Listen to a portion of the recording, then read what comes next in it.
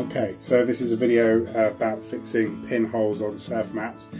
This is a mat that somebody living in Bali unfortunately let go of under a heavy set, and the mat ended up going through the inside and getting fairly ripped up. This one I've welded some fabric inside to make a repair, but at the end here there's a little gap that I can't get the fabric into, which is leaking air. So there's a little hole there, so it's perfect for demonstrating this kind of repair.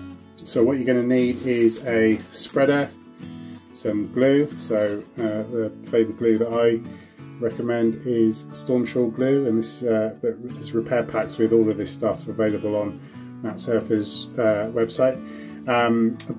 So Storm Shore glue, a spreader, some masking tape, and also some grease-proof paper.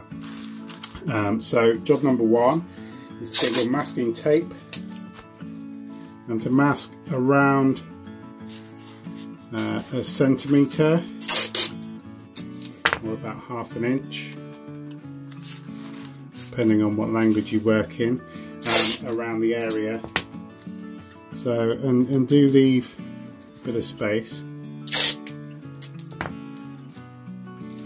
and also make sure that you get the tape down, and particularly if it's on a seam, get the tape down and into the seam so that there's a good seal. Next step is get a little bit of glue and just squeeze a little bit onto the greaseproof paper here, and then with your spreader just get a bit off, and a bit like glassing a surfboard is just get it on and work it into the fabric. Now the reason that I put it on here is because it's much easier then to kind of choose how much glue you're going to put onto the area. And what you're doing is you're working it on, and effectively you're placing the TPU, so the polyurethane that's on the inside of your surf mat that you probably don't see most of the time, but will see on your repair patches. Because that's got a hole in it, you're recreating that on the outside with glue. So it's as simple as that.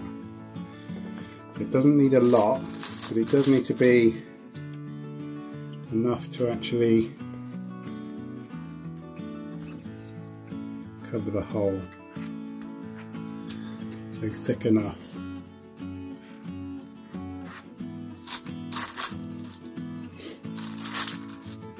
The beauty with Storm Shore is that it's very flexible, so will bend itself with your mat. Okay, so one more bit and then I think it was done.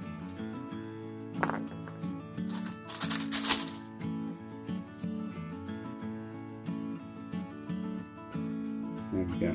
So once you've actually worked it into the fabric, you can then go with lighter strokes just to get it flat. So once you've got the glue on, get rid of this now.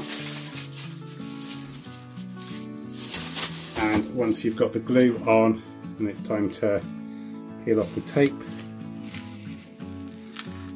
my little tip is to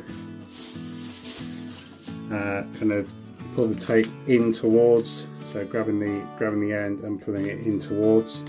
That saves any just excess bits of glue flicking onto the mat.